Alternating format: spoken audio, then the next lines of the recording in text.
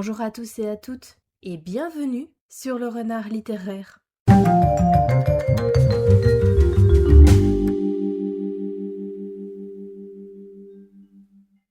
J'espère que vous allez bien, moi je suis absolument ravie de vous retrouver aujourd'hui pour une nouvelle vidéo où on va parler ensemble de 5 sagas que j'ai abandonnées. J'avais fait une première vidéo de ce type en 2023 et j'avais envie de refaire un petit peu un point sur les sagas que j'ai abandonnées. Donc on va commencer tout de suite.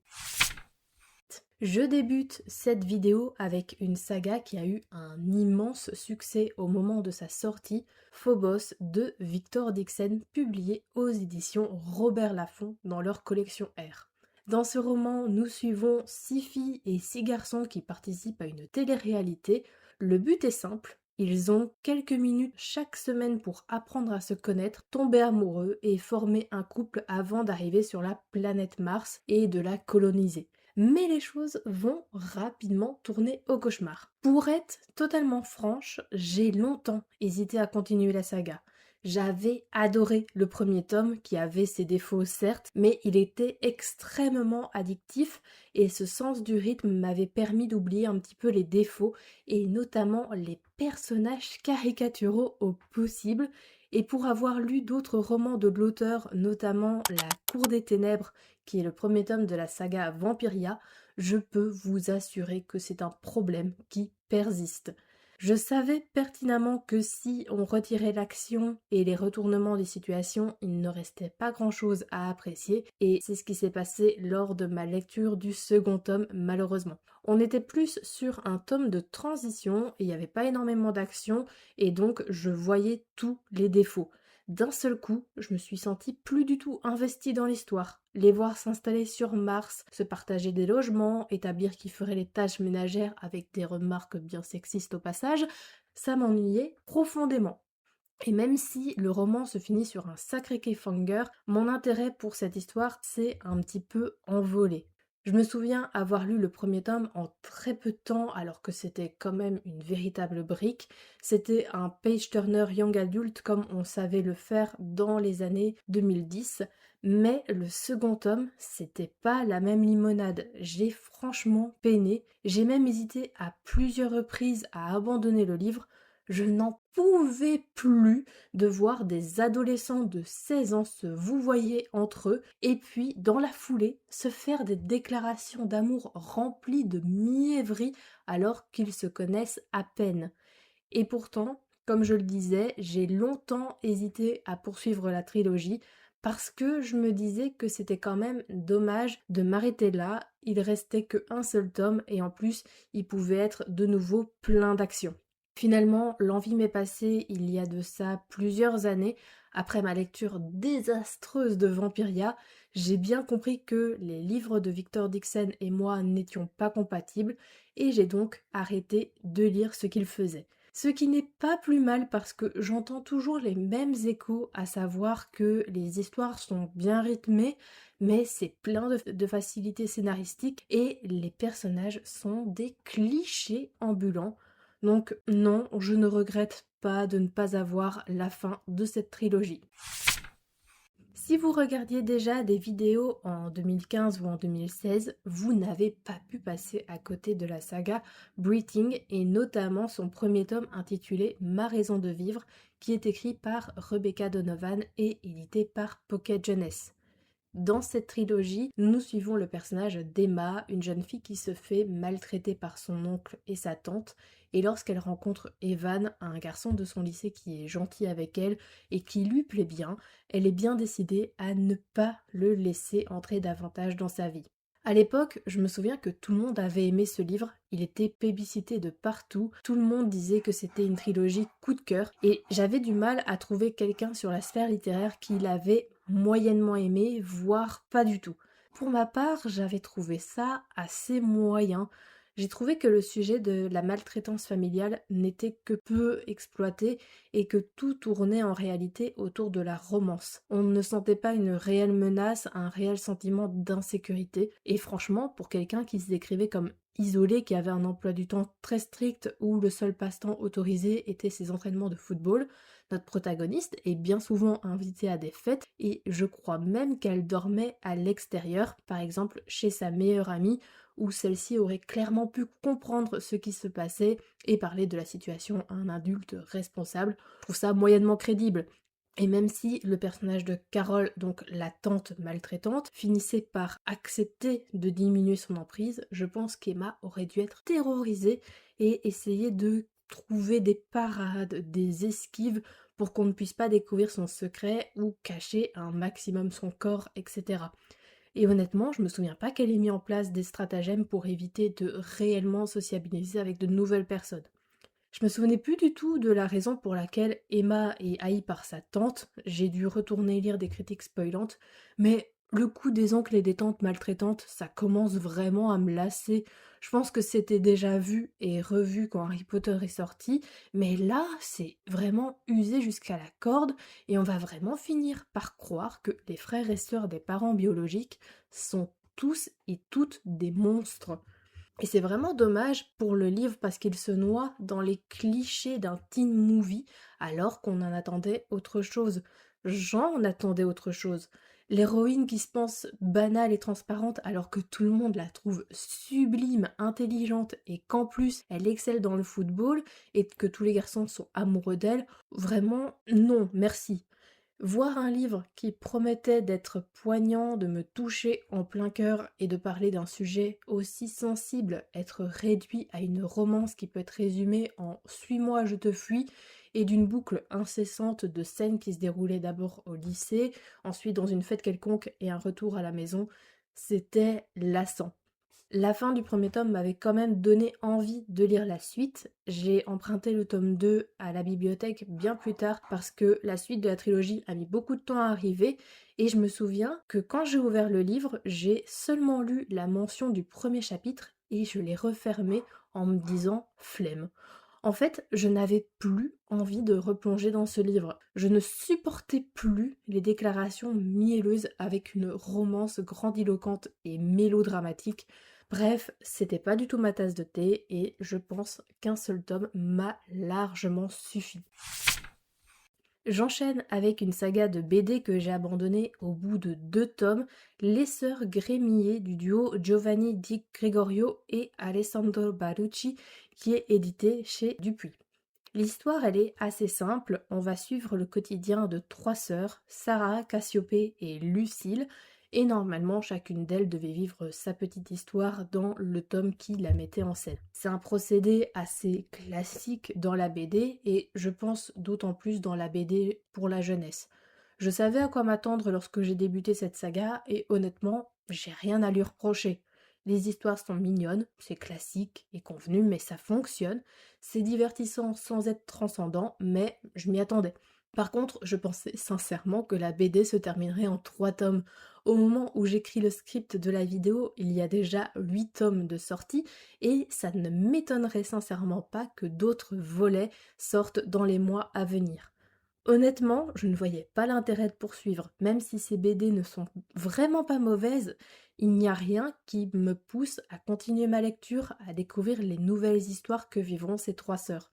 D'autant plus que lorsque j'ai commencé Les Sœurs Grémillet en 2022, j'avais enchaîné les lectures de manière presque robotique. Je lisais encore et cette année-là, j'ai lu beaucoup de livres qui ne m'ont que moyennement convaincue ou déçue, en tout cas beaucoup plus que d'ordinaire.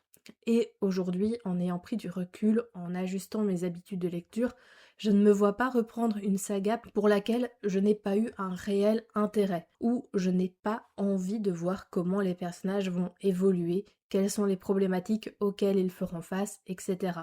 Donc, même si je n'ai rien de négatif à dire sur cette série de BD, eh bien, je ne poursuivrai pas. Je poursuis avec une saga de fantasy bien connue, Fils des Brumes de Brandon Sanderson, qui est publiée chez Le Livre de Poche. On est dans un schéma plutôt classique de la fantasy puisqu'on va suivre Vin, une jeune femme qui vit dans la précarité la plus absolue et un jour elle va rejoindre la rébellion qui a pour but de renverser l'empereur tyrannique de ce monde. Je me souviens avoir parlé de ce livre dans ma vidéo des sagas que je devais poursuivre en 2024. Je m'étais même fixé le but d'au moins lire le tome 2 qui est une véritable brique avec ses plus de 1000 pages. Et pour être totalement transparente, j'ai fait un tri de mes sagas peu de temps après avoir posté cette vidéo et je l'ai passé dans la catégorie des sagas abandonnées. Je n'ai pas détesté le premier tome, au contraire, je l'appréciais mais j'ai trouvé un poil surcoté. Sur la sphère de la littérature de l'imaginaire, Sanderson est clairement porté au nu et je m'attendais à quelque chose de dingue, que ce soit en termes de magie, de world building, de personnages, etc. Le système de magie est très cool et original. Je n'avais jamais lu un roman de fantasy dans lequel les personnages tirent leur magie des métaux. On voit qu'il y a une réelle réflexion derrière ce système. Le world building est plutôt classique. On a la grande ville avec beaucoup d'inégalités sociales, avec des quartiers où règne le crime et la pauvreté, et d'autres parties de la ville réservées uniquement aux élites. C'est convenu, mais c'est pas un point qui me dérange, d'autant plus que je pense que les personnages allaient quitter cette ville dans le deuxième tome ou dans le troisième tome. Par contre, niveau intrigue politique et personnages, vraiment rien de neuf sous le soleil. Je m'attendais à quelque chose de palpitant dès le premier tome avec beaucoup de combats, de retournements de situation, etc. Et en réalité, on voit Vin la majeure partie du temps aller à des fêtes, tenter de soudoyer la noblesse, etc. Et ça m'a laissé sur ma faim. Et l'intrigue était quand même linéaire, j'ai pas eu de réelle surprise, sauf à la toute fin du livre, là j'avoue que ce qui a été dit a titillé ma curiosité. Je pense que le principal problème, et qui fait que je n'ai pas poursuivi, au-delà du fait que je n'étais pas la plus grande fan de Vin, c'est le style d'écriture de l'auteur. C'est trop robotique, trop répétitif et quand même assez pauvre. Les personnages n'ont qu'une seule réaction qui est décrite, froncer les sourcils. Ils sont contents, ils froncent les sourcils. Ils sont en colère, ils froncent les sourcils. Ils sont tristes, ils froncent les sourcils. Je n'en pouvais plus de ce mot, je ne pouvais plus me le voir. Et de manière générale, je trouvais le style très plat, très convenu. J'avais plus l'impression qu'il me décrivait son monde, qu'il me mettait face à un manuel que dans l'histoire même. Si le livre était plus court, ça m'aurait pas forcément dérangé. J'aurais pas eu un coup de cœur pour le roman, on s'entend, mais je ne peux pas lire 1049 pages dans ce style. Je peux pas passer un mois, voire plus, avec ce style d'écriture répétitif et robotique, et ce, même si l'histoire est cool. Parce que je ne doute pas que l'histoire a ses qualités et que le tome 1 n'était que le début, qu'on a à peine vu le potentiel de l'intrigue. Je ne sais pas du tout si je compte lire à nouveau un roman de Sanderson. Je dois avouer que les archives de Rochard m'a toujours intriguée, mais à nouveau, ce sont des briques, et chaque tome étant divisé en plusieurs parties, eh bien ça me refroidit vraiment. Et je termine avec un manga où j'ai lu pas moins de 11 tomes avant de laisser tomber. Ce manga, c'est L'Atelier des sorciers de Kamome Shirahama, à retrouver aux éditions Pika. Dans cette histoire, nous suivons le quotidien de Coco, une jeune fille qui est passionnée par la magie. Dans cet univers, la magie est un art qui est accessible à tous, mais on fait croire que seules quelques personnes ont dès la naissance des pouvoirs magiques et que les autres ne les développeront jamais, et donc resteront démoldus. Mais un jour, Coco va apprendre la vérité et elle va commencer à apprendre la magie. Néanmoins, les choses vont rapidement tourner au vinaigre puisque Coco dessine un sort interdit et que celui-ci va transformer sa mère en une statue de pierre. Coco va alors être prise dans un atelier de magie et va tout faire pour apprendre cet art et le sort qui sauvera sa mère. Bon, au rythme où on va, la mère de Coco n'est pas prête de retrouver forme humaine et je pense sincèrement qu'elle a oublié son existence. L'Atelier des sorciers, c'est un manga visuellement magnifique. C'est fourmillant de détails, chaque planche est magistrale et doit représenter des heures et des heures de travail. C'est d'ailleurs pour ça que je suis curieuse de voir l'adaptation en animé qui doit normalement sortir pour la saison printanière. Je pense que le format animé va donner quelque chose de très beau. Mais bon sang, qu'est-ce que c'est long! Chaque arc est horriblement long et étiré au possible. Pour vous donner une idée, l'arc du Festival Magique commence au tome 8 et n'est toujours pas terminé au tome 14. Et je vois quelques commentaires qui signalent que l'histoire est toujours au point mort. En réalité, ça ne me gênerait pas qu'un arc prenne 6 tomes, voire plus, mais il faut que ça se justifie. Dans certains mangas, certains arcs sont si denses et ont un tel impact sur l'intrigue qu'il est tout à fait normal qu'ils ne soient pas expédiés en 2 tomes. Mais le problème de l'Atelier des sorciers, c'est qu'on sent que cette longueur est artificielle. Je vois pas où se trouve le nœud du problème, où se trouve l'élément narratif qu'il faut développer et qui aidera les personnages à évoluer et à atteindre leur but, et où pour nous lecteurs, on arriverait à mieux comprendre et à mieux saisir l'ampleur de l'univers.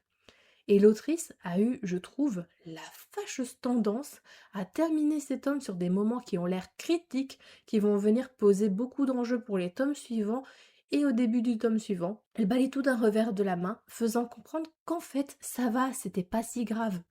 J'ai vraiment l'image de quelqu'un qui roule en sous-régime et dont la voiture n'arrêterait pas de faire des à-coups. Et au bout de 11 tomes, j'en avais marre. J'en avais marre d'attendre, de voir tous les moments de tension balayés d'un revers de la main pour remettre une narration lente qui ne racontait plus grand-chose. Et je n'avais pas un attachement profond envers cette saga, envers ces personnages et leur destinée pour continuer éternellement sur cette voie. Si l'anime gomme les défauts du rythme de publication du manga, peut-être que je continuerai l'histoire via ce médium-là, mais en attendant, l'Atelier des sorciers, c'est fini pour moi.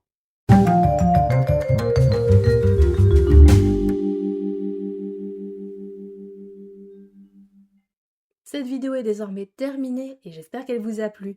N'hésitez pas à me dire si vous avez lu une de ces sagas et quel est votre avis là-dessus.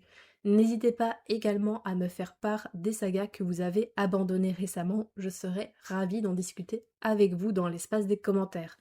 N'hésitez pas également à lâcher un petit pouce bleu, à vous abonner, ce qui est le meilleur moyen de soutenir mon travail et qui vous permet également d'obtenir une notification à chaque fois que je poste une nouvelle vidéo, c'est-à-dire un vendredi sur deux à 18h30. Et moi, en attendant de vous retrouver dans une prochaine vidéo, je vous souhaite d'excellentes lectures et je vous dis à très bientôt.